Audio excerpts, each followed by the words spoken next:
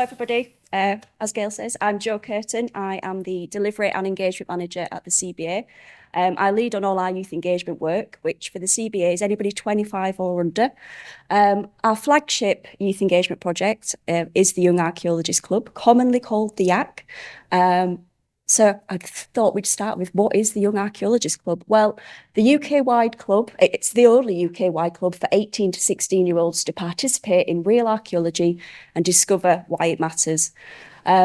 We have around 2,000 members across all 4 home countries, supported by about 500 volunteers.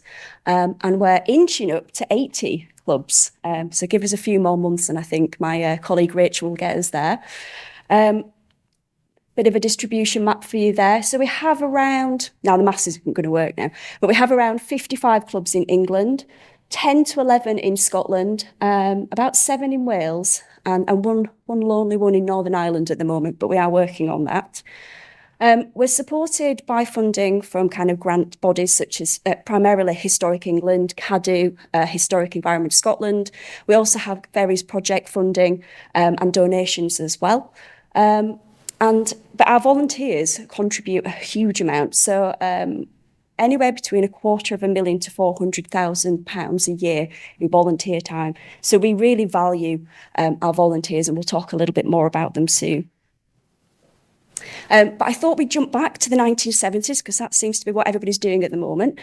So I just thought we'd have a little potted history of the early years of YAC, or as it was originally known, Young Rescue. It was founded in 1972 by Kate Pretty and Mike Corbishley. This poster here still hangs in the CBA offices, all mounted. And its primary goal as Young Rescue was to involve young people in the fascinating world of archaeology and provide them with hands-on experiences. And that's still very much the heart of what YAC is, with various other bits and bobs involved as well. There were a small number of branches of the club. They were largely based in the southeast. The first was in Cambridge. We don't have a Cambridge club at the moment, so if there's anybody here who wants to chip in, we'd be much obliged. But they also offered activity holidays, and we did a bit of a deep dive into our archives about 2 years ago, and we found one of the scrapbooks from 1975, and there's a lovely blog on there, but it gives a real sense of kind of the early years of the YAC, or Young Rescue as it was known then. Also, quick shout out to Mike Hayworth, who sent me all this information at 9:30 on Monday night, because I'd forgotten everything he told me 5 years ago when I started this job. So thanks, Mike. Carrying that on, Young Rescue became the Young Archaeologists Club in 1981. And then in 1993, the CBA took ownership of the club, largely because it had grown so big that it was too much for one person to take on. So under the management of the CBA, the club flourished and the number of branches grew, and we had a UK-wide distribution. And the Young Archaeologist magazine, nice example here, expanded in size and began to be published in full colour. And I remember getting these through my door when I was a kid, and I was always really excited about them. And the CBA successfully sought funding to make the YACs more sustainable from various heritage agencies who continue, as I've said already, to support us today. Some of the various YAC badges and YAC design work at the bottom there as it's progressed. So YAC today. We have different types of YAC groups, and we're developing these all the time to make them as flexible as possible and to fit with different organisations. We're still at the core, like I say, a volunteer organisation. So we call these CBA managed YAC branches, and we offer a lot of kind of pastoral support, safeguarding training, DBS checks, various other bits and bobs as well. We have affiliated YAC branches. These are largely coming out of like heritage sites, museums, where we actually have a kind of memorandum of understanding. So again, trying to work for what works best for those groups. A couple of years ago, we launched our after-school YAC branches, largely because a lot of our resources are really well utilised by teachers, and we were getting quite a lot of inquiries. It was slightly scuppered by COVID, as most things were. We're back on course now, and I think we've got 6 or 7, and they're growing all the time. And we did some consultation work in Scotland and in Wales, and one of the big things that came out of that was the issue around rurality and young people not actually being able to get to physical branches. So we launched the Wales Online group, which we manage ourselves. And then with our friends at Archaeology Scotland, thanks Phil, we opened a Scotland Online branch as well, and they're going from strength to strength. And the plan is to open more of these as and when the need arises. So who are our members? We do an annual census and we gather specific anonymous data every year. So in terms of our members, we have quite a good split between the genders. We tend to focus on the younger age, so 8 to 12 is good for us, and we do get a smattering of the older members, and we're working on that retention, and I'll come on to that in a little while. One of our big successes is that we attract and we retain children who are neurodiverse, who have additional support needs, and this is growing year in, year out. I don't have the slide here just because the list of different ethnicities is such a long list, but our makeup is about 84% white, and that's, in terms of diversity, it's improving all the time. So we're working, particularly with our after-school clubs, to expand our audience, really. In terms of our volunteers, bit more work to do on this and create some balance.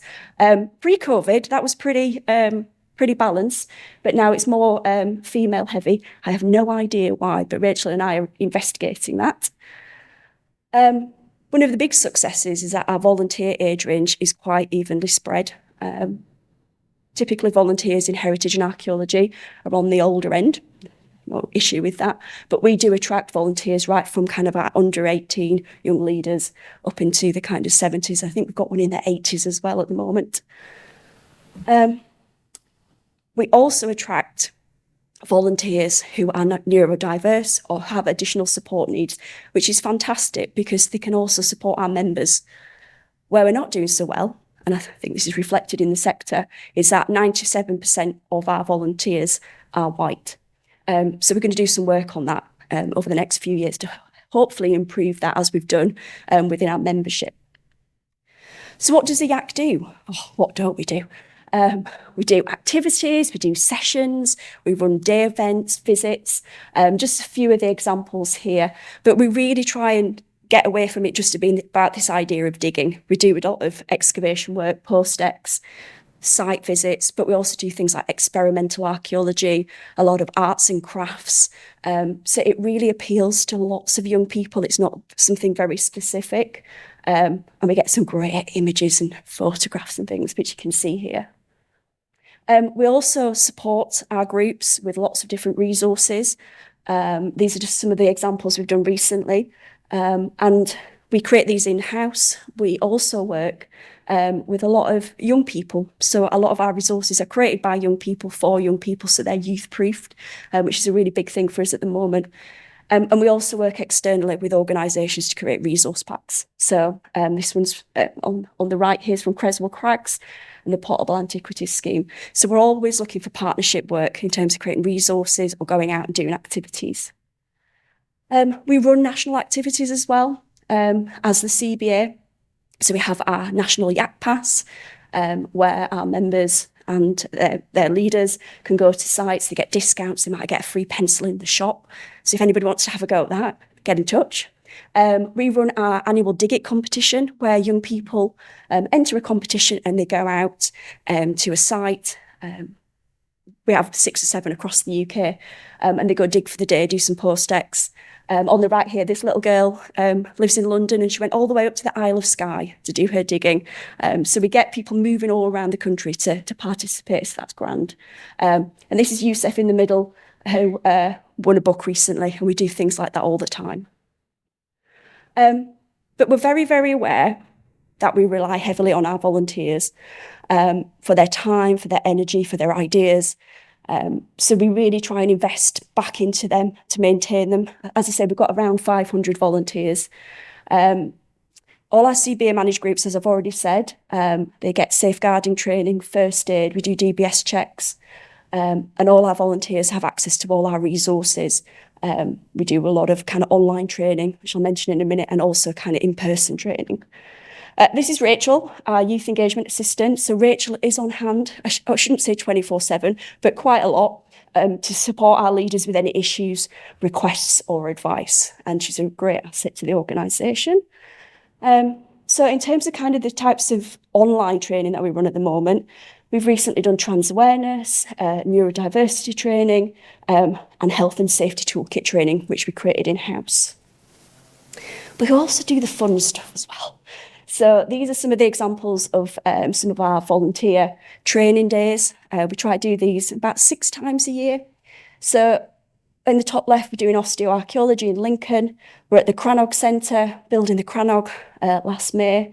Creswell Crags, learning about the Ice Age. We're at the with the Royal Parks in Greenwich, learning how to do survey. I think it was about 30 degrees that day, so they did well. Oakham Castle on one of our training digs, and that's also Oakham Castle. They're doing some post-ex as well. So we really try and invest in our volunteers to ensure that they stay with us, but also because hopefully they enjoy it and they get something from it as well. So we're not just an organisation for young people, we're an organisation for adults as well. So what next? So obviously we're going to continue to do the YAC. It's 42 years old. I'd like to get it to its dotage. But we're also developing our 16 plus offer. Gail's obviously talked about our youth advisory board, and here they are again. Shout out to Eva, who's one of our members, and you'll hear from her later on. Our youth advisory board, 12 young people aged 18 to 25, all different walks of life, lived experiences, and they're really here to work with the CBA to provide, to youth-proof our work, to provide support and really shape our work. And we've really taken a strong kind of youth governance angle as well. So we're working to have them involved in the Board of Trustees. This is Mercedes here, who's our youth governance lead. Just a year in post, but she's doing fantastic things. But we had such a huge response to our youth advisory board call out that we developed our young associate network. And we're up to 70 young people at the moment. And the young associate network, you don't have to apply, you just join. We share a monthly newsletter. You can participate in some of the activities we do. And one of the big things that we're pushing for ourselves and for our partners is this idea of reward and remuneration to ensure that barriers are mitigated so as many different people can participate as possible. Sometimes we pay them, sometimes we take them on trips and pay for their accommodation. And we also are working to develop a mentoring programme. So there's that kind of two-way thank you and recognition. And there's the Young Associate Network. So if you know anybody who's 16 to 25 who wants to tap into that and get involved, you can just go on our website and there's a sign-up page there. And it's as easy as that. But the last thing I wanted to quickly mention is the development of our Young Lead pathway. So we, at the moment, don't offer anything for 16 and 17-year-olds other than to become a volunteer leader. But there's no framework to that at the moment. So over the next probably 12 months, we're going to be developing that pathway with the support of our Youth Advisory Board, our Young Associate Network and our YAC leaders, with the intention that we're building a pathway right from 8 to up to 25, where you have an opportunity to participate as part of the CBA in archaeology, or if you prefer, certainly for our Youth Advisory Board, in other things that we do like marketing and comms, finance, Excel spreadsheets, if that's your thing, but really trying to make the CBA work for the young people, whether they're, like say, into archaeology or not. And finally, last slide, we're talking about legacy today. So I thought I'd quickly mention our YAC alumni. I was kind of trying to figure out how many YAC alumni there might be out there in the last 42 years. And a conservative estimate is about 10,000. I reckon it's near 20,000 people who are YAC members, which I thought was really exciting. I was like, I haven't thought about this before. But that's a huge legacy. You know, some of them have certainly gone into archaeology and heritage or related fields, and you can read some of their kind of testimonials on our website. Others just randomly appear. This is Raksha, our honorary president, and next to her is Josh, her producer. He was a YAC member, and she tweeted us a couple of weeks ago. They were out in Egypt, and she just discovered he was a YAC alumni. But my favourite one ever, I don't know if anybody recognises this. That's Joe Suggs, famous podcaster. He was on, not Dancing with the Stars, that's the American version, Strictly Come Dancing. And then he was on Bake Off, and his star biscuit bake was an archaeological dig because he was a YAC member, and it was about like a fond memory for when he was younger. So my point here is, there are YAC members everywhere, or YAC alumni everywhere in all walks of life. And I think that's a really great testament to the legacy of YAC, because these are people who, whether they do it as a day job or not, who have a love of archaeology. They will take that through their lives. They will hopefully pass it on if they have children or to their wider family. And I think we're going to do some more work into this and look at the kind of evaluation around that kind of long-term 42-year legacy. That's me. Thank you.